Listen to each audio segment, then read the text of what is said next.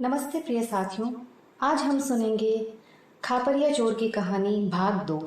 अगर आप चैनल पर पहली बार आए हैं तो आप सबसे मैं कहना चाहूंगी कि प्लीज इसका भाग 1 जरूर देखें। बहुत ही मजेदार कहानी है और जिन्होंने देख लिया है वो सेकंड पार्ट जरूर पूरा देखें। आपको बहुत मजा आएगा कहानी सुनने में। चलिए शुरू करते हैं। जब खापरिया चोर ने राजा के सभी खास सरदारों की भी अच्छी तरह से आरती उतरवा दी तो राजा का और गुस्सा आया। राजा ने अपने मंत्रियों से कहा, ये चोर तो रोज चोट पर चोट किए जा रहा है, अब इसे पकड़ना बहुत जरूरी हो गया है। वैसे कांटा निकालने के लिए कांटे की जरूरत होती है, इसलिए इसे पकड़ने की जिम्मेदारी चोरों को ही देते हैं। चोर चोर की हर हरकत से वाकिफ होता है, इसलिए राज्य के सभी चोरों को इकट्ठा कर इसके पीछे लगा देते हैं। वे इसे पकड़ने में जरूर कामयाब होंगे। नगर के सभी नामी चोरों को राजभवन में बुलाया गया और उन्हें खापरिया चोर को पकड़ने की जिम्मेदारी दी गई। चोरों ने राजा से अर्ज किया, महाराज, हमें एक ऊंट और एक नौलखा हार दिलवाया जाए। राजा ने उनकी मांग मंजूर कर दी। शाम होते ही ऊंट के गले में नौलखा हार पहनाकर चोरों ने ऊंट को नगर में खुला घूमने के लिए छोड़ दिया और उससे कुछ दूरी बनाकर खुद चलने लगे और घोषणा करवा दी कि असली चोर है तो इस ऊंट के गले से नौलखा हार निकाल कर ले जाए। खापरिया तो वही था, उसे तो सब पता कि अब क्या ये करने वाले हैं, तो उसने दिन में ही अपने घर में ऊंट को काटकर दफनाने के जितना एक गड्ढा पहले ही खोद लिया। जैसे ही रात हुई वो चोरों द्वारा छोड़े ऊंट के पीछे हो लिया। आगे बाजार में एक जगह एक बाजीगर अपना खेल दिखा रहा था। खापरिये ने बाजीगर से कहा, कोई ऐसा चमत्कारी तमाशा दिखा कि देखने वाले भ्रमित हो जाएं, तो तुझे 50 रुपए दूंगा।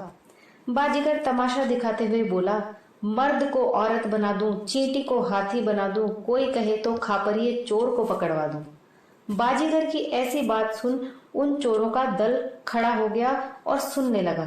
तब तक खापरिये चोर ऊंट को अगवा कर अपने घर ले गया। पहले बाहर आकर ऊंट के पैरों के निशान मिटा दिए और बाद में घर जाकर ऊंट के गले से नौलखा हार निकालकर ऊंट को काटकर उस गड्ढे में दफना दिया। सुबह चोरों का दल अपना मुंह लटकाकर राजा के आगे हाजिर हुआ। उनके साथ ना तो ऊंट था ना ही नौलखा हार और खापरिये का तो कहीं अता पता ही नहीं था। खापरिये चोर ने तो नगर चौराहे पर फिर से पोस्टर लगा दिया, जैसी कल करी वैसी ही आज करूंगा। राजा ने चोरों के दल को भगा दिया और अपने प्रधान को बुलाकर कहा, प्रधान जी, आज रात आप पहरे पर जाएं और चोर को पकड़कर हाजिर करें, नहीं तो आपकी प्रधानी गई, समझे। रात को प्रधान जी खुद घोड़े पर बैठ गश्त पर निकले। आगे बढ़े तो देखा एक बुढ़िया इतनी रात गए हाथ की चक्की से रोते हुए दलिया दल रही है। प्रधान जी ने बुढ़िया से पूछा, इतनी रात गए तू ये दलिया किसके लिए दल रही है और रो क्यों रही है। बुढ़िया बोली, अन्नदाता, गरीब लाचार बुढ़िया हूँ, खापरिया चोर के घोड़े के लिए दाना दल रही हूँ। क्या करूं हुजूर, रोज वो चोर मुझे अपने घोड़े के लिए दाना दलने हेतु दे जाता है, मेहनत के पूरे पैसे भी नहीं देता और मना करती हूँ तो धमकाता है। खापरिये चोर का नाम सुनते ही प्रधान जी का चेहरा चमक उठा। सोचा, आज आसानी से खापरिये को पकड़ लूंगा। लगता है मेरे पहले जितने लोग पहरे पर निकले सब नालायक थे। और प्रधान जी ने बुढ़िया से कहा, माई, मैं इस राज्य का प्रधान हूँ, खापरिये ने तुझे भी तंग कर रखा है। आज मुझे यहाँ कहीं छिपा कर बिठा दे और खापरिये के आते ही इशारा कर देना, मैं उसे पकड़ लूंगा। बुढ़िया बोली, छिपने से वो आपके पकड़ में नहीं आने वाला, कहीं भाग गया तो। इसलिए आप एक काम करो, मेरे कपड़े पहन के खुद यहाँ दलिया दलने बैठ जाओ। जब खापरिया दाना लेने आए तो झटके से उसे पकड़ लेना।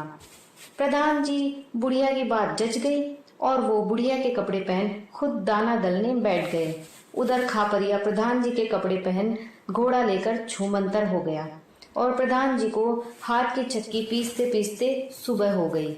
ना तो खापरिया आया ना बुढ़िया नजर आई, ना प्रधान जी के कपड़े और घोड़ा दिखाई दिया। तब प्रधान जी को आभास हुआ कि खापरिया उन्हें भी बेवकूफ बना गया। बेचारे प्रधान जी पानी पानी हो गए और उनकी प्रधानी गई वो अलग। प्रधान जी की असफलता की बात सुन राजा को बड़ा क्रोध आया। कहने लगा, सब हरामखोर हैं, सबको मुफ्त का खाने की आदत पड़ गई। इतने लोगों को पहरे पर लगाया, कोई भी उस चोर को नहीं पकड़ पाया। अब तो मुझे ही कुछ करना होगा। और रात होते ही राजा खुद राज शस्त्रों से लेश हो घोड़े पर चढ़ नगर में पहरे पर निकला। खापरिया तो दिन में महल में ही रहता था, तो राजा द्वारा उठाए जाने वाले हर कदम का उसे पता होता था। शस्त्रों से सज्जित राजा रात्रि में पहरा देते हुए तालाब पर धोबी घाट की ओर गया तो देखा एक धोबी पछाड़ पछाड़ कर कपड़े धो रहा है। राजा ने पास जाकर धोबी से पूछा, तू कौन है और इतनी रात गए कपड़े क्यों धो रहा है? हुजूर, मस्ताना धोबी हूँ, आपकी रानियों के कपड़े धो रहा हूँ। तो राजा ने कहा, तो आधी रात को क्यों धो रहा है? हुजूर, अंदाता, रानियों की पोशाक पर हीरे जड़े रहते हैं, दिन में यहाँ भीड़ रहती है, कोई एक आध हीरा चुरा ले जाए तो इसलिए रात को धोता हूँ। पर हुजूर, इतनी रात गए आप यहाँ अकेले क्यों आए हैं? तो राजा ने कहा, खापरिया चोर को पकड़ने।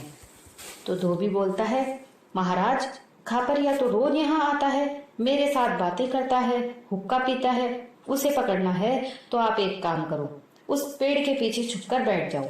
खापरिया आते ही मैं उसे बातों में उलझाऊंगा और आप आकर उसे एक झटके से पकड़ लेना। राजा को बात जच गई और वो एक पेड़ की ओट में छिपकर बैठ गए। अंधेरी रात थी।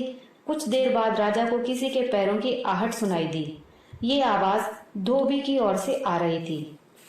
राजा समझ गया कि हो न हो खापरिया आ गया है, तो वो चौकन्ना हो गया। उधर धोबी ने बोलना शुरू किया, आ खापरिया आ, आजा, हुक्का पीते हैं, बैठ। राजा ने खापरिया का जवाब भी सुना, हाँ भाई मस्तान धोबी, ला हुक्का पिला, फिर चलता हूँ। जैसी कल प्रधान जी में करी वैसी आज राजा के साथ भी करनी है।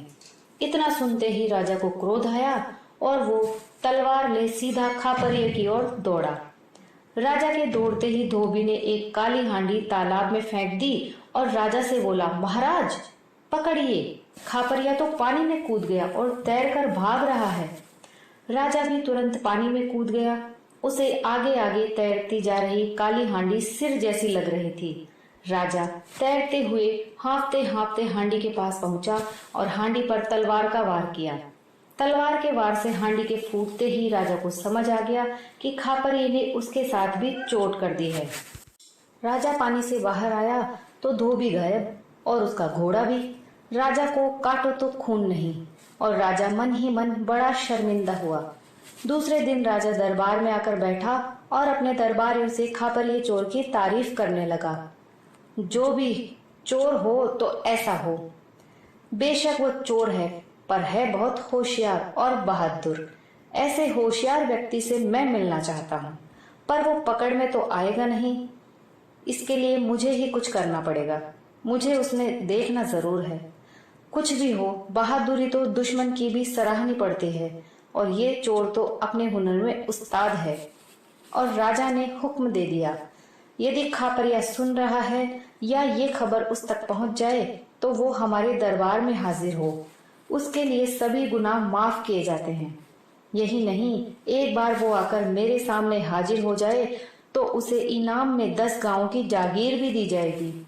इतने में ही राजा के नौकरों में से एक राजा के आगे आकर खड़ा हुआ और बोला, अन्नदाता, लाख गुना माफ करने का वचन दें तो खापरिया को अभी लाकर आपके सामने हाजिर कर दूं।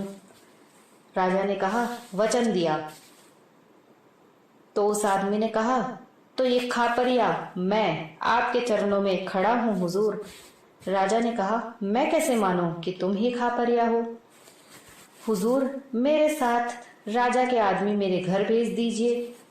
जब सारा सामान आपको नजर कर दूं तब मान लेना। राजा ने अपने आदमी उसके घर भेजे।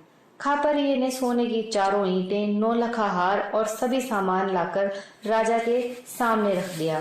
राजा ने अपने वचन के मुताबिक उसे माफ कर दिया और साथ ही 10 गांवों की जागीर भी ये कहते हुए दी कि कभी चोरी मत करना, अपनी दक्षता का इस्तेमाल सही कामों में करना। दोस्तों, कहानी समाप्त होती है। कैसी लगी आपको कहानी प्लीज कमेंट करके जरूर बताइए। कहानी पसंद आई हो तो लाइक शेयर जरूर करें। अगर आप चैनल पर पहली बार आए हैं तो